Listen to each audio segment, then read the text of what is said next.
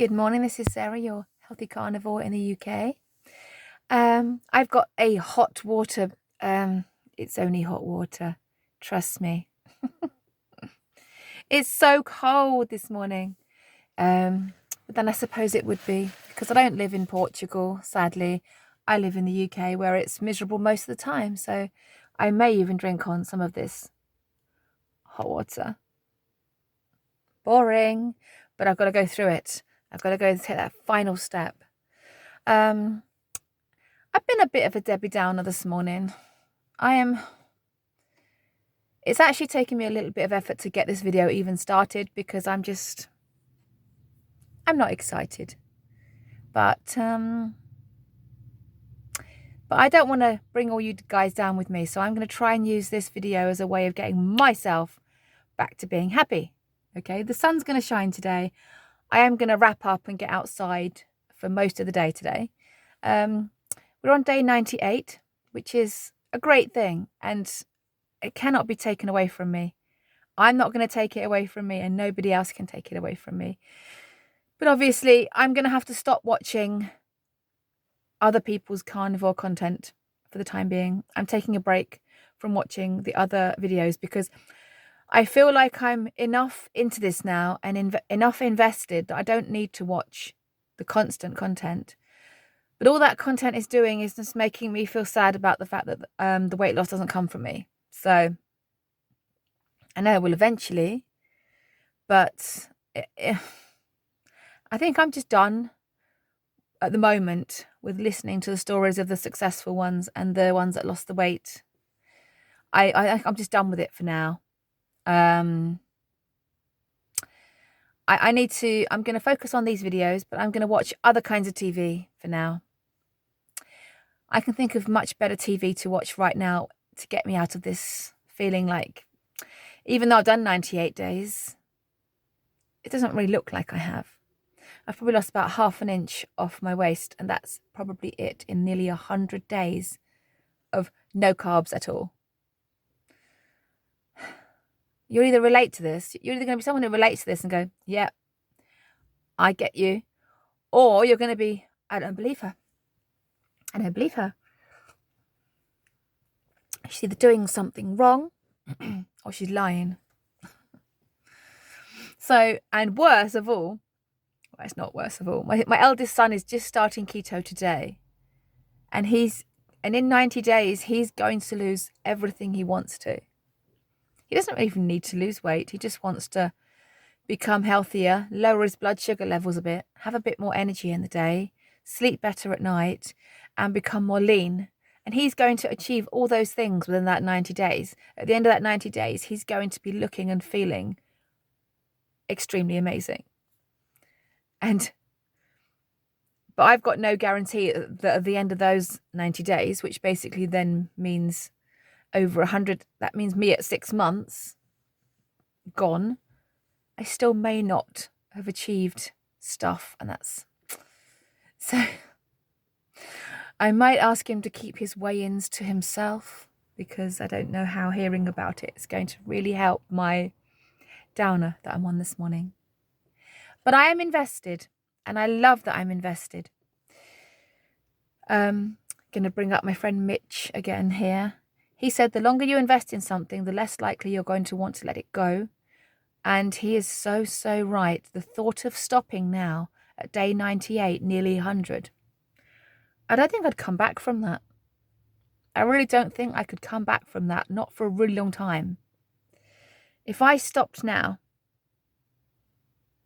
and stopped for a couple of days, it would be a long time before I could be bothered to do that again, because once those carb cravings and sweet tooth comes back in, wow, I would just be in a ditch for a long time. So it's not happening. It is not happening. I do recommend getting to this number of days though, especially if you're someone that does lose weight. Back to the old Jeremy Clarkson thing. The celebrity in the UK who's decided to, amongst other things, give up meat. And he's been told to give up meat. He's running a farm with grass grass-fed cattle on it. And he's not going to be eating any of it. What's the saddest situation? Gosh, when I think about what he could do, I actually think the guy is incredibly smart. You might not think so, but I've been watching him for over 20 years, and I feel that underneath all the silliness and the deliberate clumsiness, there's a very astute, very intelligent man under there. And he's just been, because he's so fascinated by farming and cars, he hasn't given any thought at all to nutrition and looked into it at all. I'm hoping he now will. I'm hoping he will. I've been wanting him to do carnivore diet for a few years now. Not just because he's obviously got some weight he needs to lose, but the fact that he just has looked incredibly unhealthy in the last few years. Worryingly so. Just so stressed and grey-faced and just like he's got the world on his shoulders. And he's got this lovely new girlfriend who's so lovely. And he's got all this money. And now he's sick and we're all kind of waiting. Which way is he going to go? Is he going to go the way of the doctors and perhaps only live for another couple of miserable years? Or is he going to hear or see or hear about the carnivore diet at some point in the next year and go for it and become 1,000,000 times healthier, and people will notice? I don't know. I know what I want him to do. We all know what we want him to do, right? Give up drinking and just eat red meat all day long. But we'll see. We'll see how that goes. I've been kind of waiting. I think a lot of us have been waiting for him to have a health scare. It was only a matter of time. And it's going to sound really strange, but in our house, we really love that guy. He has made us laugh in times when we couldn't find anything to laugh about. We've been watching all of his TV programs forever. And so I want him to find the carnivore diet and live a long time and be amazing and keep being amazing. That's what I want for him. But he's dedicated so much of his life to other stuff. He's not put any effort at all or any thought into his health, and it's now bitten him on the bottom, and now he's got to try and dig himself out of it. But of course, you get the posts on Facebook, Feces Book, as it's called in my house. Well, I don't think Jeremy should be listening to these people on Feces Book. I think he should listen to the pros. And by pros, we know who these people are. The ones that walk around with the white coat with the stethoscope hanging around the shoulder. I wouldn't touch anyone. I wouldn't touch them either. I wouldn't trust anyone walking around with a white coat and a stethoscope hanging around the shoulders. Over my own personal experience and what I've looked into. After 10 years of looking into this way of eating, I have zero trust. Of course, if I was run over tomorrow by a lorry and they had to put me all back together again, I would trust those people. But for chronic illnesses like diabetes, heart disease, cancer, and all the other chronic diseases that last for years and eventually kill us, I don't trust them at all. You would have to pay me a lot of money and drag me in a straitjacket to go and see one of those people. And even then, I'll be sitting there like Axel on Beverly Hills Cop going, la, la, la, la, I am not hearing this. No. But he's going to listen to those people. I'm going to listen to the pros, one of these women said. If I was in Jeremy's position, I would not listen to anything I saw on Faces Book. I would just listen to the pros. Faces Book? It's morphing. It's gone from Feces Book to Faces Book. Same bullshit. So my son's starting keto today. And I'm on day 98. And day 100 on... I have changed my interview with Christy. I've said to her, one, I'm quite busy next Saturday. And two, I don't think there's anything really exciting to say yet. So I want to reserve her second video on me when it's when there's actually something to really celebrate. Yes, I know that I've had some skin tags coming off. I know I'm more committed. I know it's amazing what's happening to me up here. But I'm going to save that interview for when there's something amazing happening to me down there. From the neck up, my brain is done. It's ready. It's never going back. It's finished. It's finished. But from the neck down, the body hasn't got the memo yet. So, well, below the skin tags. Okay, the skin tags have got the memo.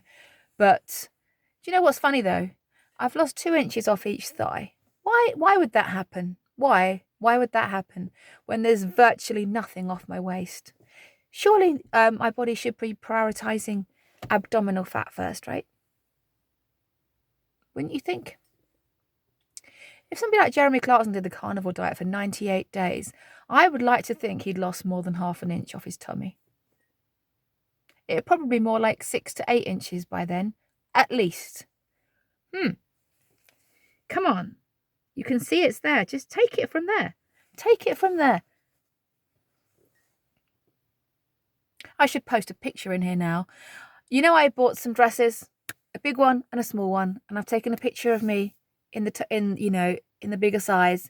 And then when I've eventually lost all the weight in about 15 years time, I'm going to do a side-by-side picture and say, look how I achieved on 15 years of the carnivore diet.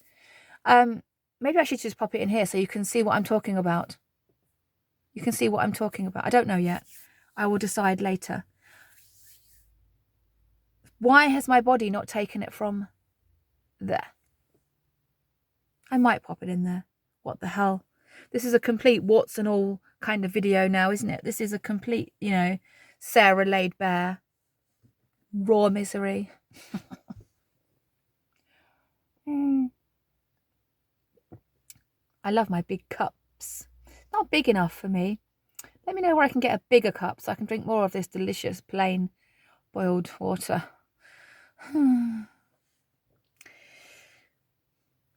Let me think. I'm going to press pause and see if there's anything else I want to add to this this video. However you want to describe it. So this morning I reintroduced some butter. I haven't had butter in 98 days, so it was yummy, and it did make me feel really good. So that's good. I avoid coffee and dairy for my psoriasis. There we go. That's said it properly now. I avoid coffee and dairy for my psoriasis, and it works. Keeps it in control. But now that I don't have any psoriasis, I'm thinking, let's reintroduce just butter and see if it has an effect. Wait for the feedback. So this morning I have introduced it. It could stop at any time. This may not be a permanent introduction. So I'm just going to keep having some every morning at the start of the day. And because of Elizabeth Bright's advice on having butter quite soon after you rise to get your cortisol under control, because you have quite high cortisol when you first get up in the morning, and butter can help bring that down, and the fat can get you going in the morning. But I'm just going to keep an eye on my scalp and other areas where I have psoriasis, and if it comes back, the butter will have to go again. So it's in for now, and we will see how that goes. I do have a lot of faith in Dr. Elizabeth Bright, more faith than the pros down at the hospital. Wow, the pros. When somebody used that word, I just thought, wow. We have really been brainwashed as a society to think that the people in the hospital know exactly what they're doing. Watch the video that Kent Carnivore, Lee Copus, watch his video. I highly recommend it. I think I need to pop it in the description now. If you're not following Kent Carnivore, he's the guy that's got the stoma bag because he lost his colon due to very serious bowel disease. But he's recently been into hospital, and he did quite a scathing report about what he thinks of the NHS. And hint, it's way worse than America, actually. Well, it depends how you look at it. Depends. In the UK, we're under less pressure to take meds. We're recommended meds, and because most people don't question anything, they just take them. But people in the UK generally, we don't have blood tests all the time. I mean, obviously we are having them more frequently because people are getting sicker now. But in the UK, if you don't feel like you've got anything wrong with you, you don't go anywhere near a doctor, and you don't go for years. Whereas in the UK, in the US, you have the blood test, and then they recommend you drugs. But then in some ways, the NHS is so much worse in that when you go into an NHS hospital, you don't know when you're coming out. And in many cases, you don't know if you're ever coming out. You're going in for a simple thing, and you can be there for hours and hours and hours and hours and hours. And the food you're offered is disgusting. I mean, Lee was showing her the menu that he got given. Choose what you want from this. And it said what kind of bread you want for your toast. And then underneath, tick this box for if you want butter. And then tick this box if you want PUFA spread. They're not even hiding it. They're not even calling it just non-dairy butter. They're actually saying it's some kind of PUFA spread. And you can't, you are going to be given one piece of butter with your one piece of toast. You can't say, well, can I have 10 pieces of butter, please? That'll do me. You do have to get people to bring in food for you. And this brings me on to another subject. I wonder if my family would do that. Because they don't seem as serious about my journey as me. I know my journey's been bumpy, but one thing has always remained true. In the last 10 years, something's never changed. My belief in the carnivore diet, my want to do carnivore diet, my belief that it is the healthiest thing to do, my belief that I would eventually become permanent carnivore. Those things have never wavered in 10 years' time. I dread to think what would happen if I did end up in a hospital and I had to ask my husband I can't ask my mum because she's not with us anymore, but ask my husband, for example, to go and get me some food. Would he go? And what would he get? Because I genuinely think the response would be, don't be silly, just have whatever they've got.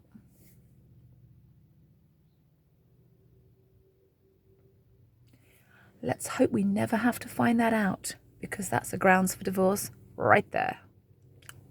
We love each other, really. 28 years. It's a long time. Less for murder, you know what I mean. So yeah, my little one, well, he's big now, 6'2". He's doing keto with me.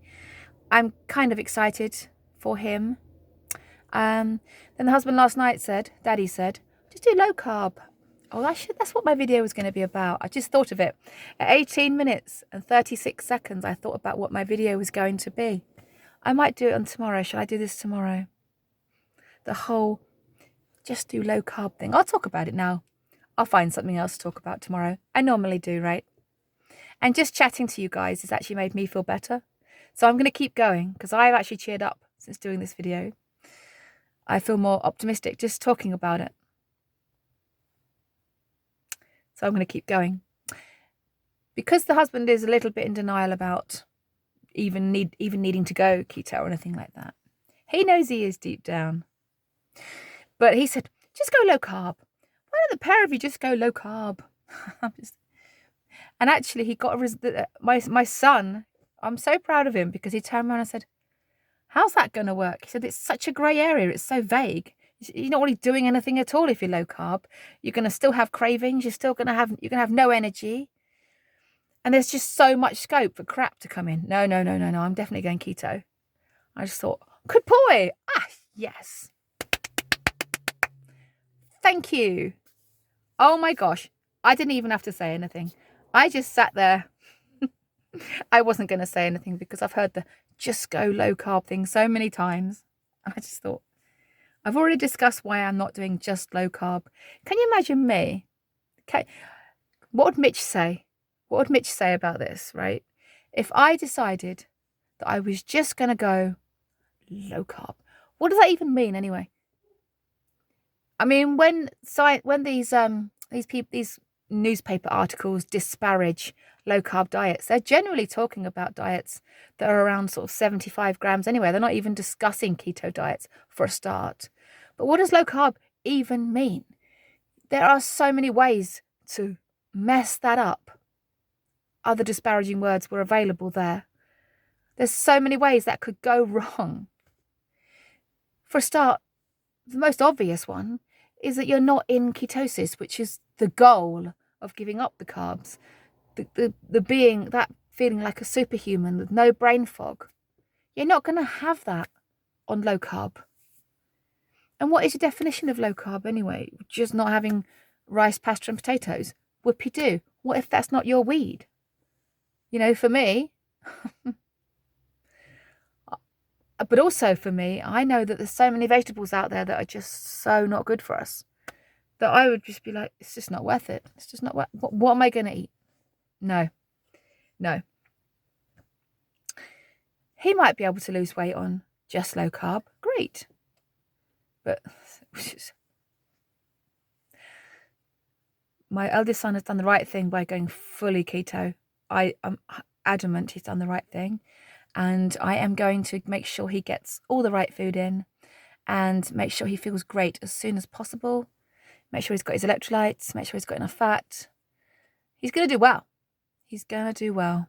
He's taken his start weight, and I will try and be cheerful for him when he tells me how much weight he's lost. Building up to Christmas now. If anyone's still here, what are your plans for Christmas? Pop in the comments below. Please tell me that you're going to give this a go, because it is doable. And if you've never done a Christmas with Carnivore before, set a precedent this year. Promise yourself that next Christmas and the one after that and the one after that and the one after that is going to be a binge fest. But this year you're doing it. This just once. Even if you binge to high heaven in the whole of 2025, you're just doing this one Christmas for you. So it's yours. I've done it before. Last year it wasn't. Was it a regret? Yes and no. But I have done about 4 or 5 different Carnivore Christmases. And once you've done that first one, it's powerful. It's yours to keep. No one can ever take that away from you, that you did it. And then in the future, if you need to do it again, you'll know you did it. And that it can be done again. And that actually it wasn't really that hard. I'm going to be the only person in my village that loses weight in December. Do you know why? Because I'm going lion in December. 100% lion for the entirety of December. And because I always lose weight when I do lion, I will lose a pound or 2.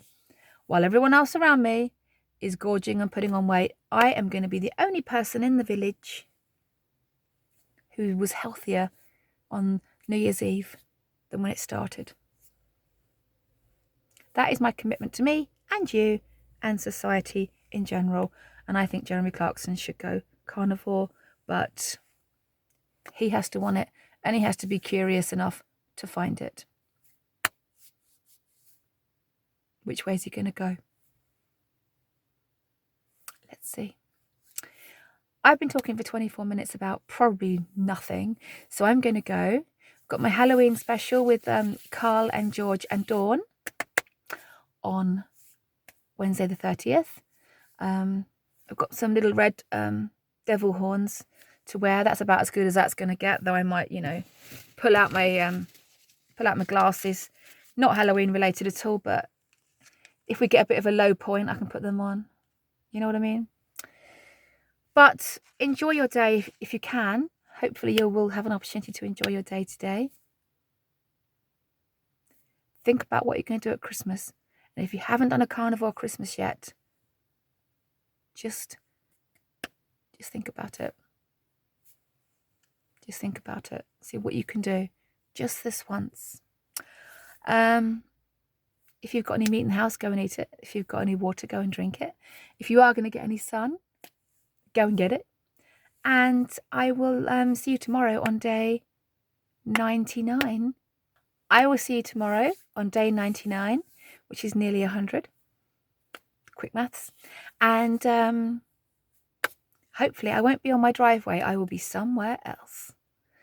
So we do have to go to the tip tomorrow to get rid of a little rubbish. I will catch up with you at some point. You take care, and thank you for cheering me up. You have cheered me up, you see? All I have to do is turn up to my video and I'm happy now. You take care. Bye.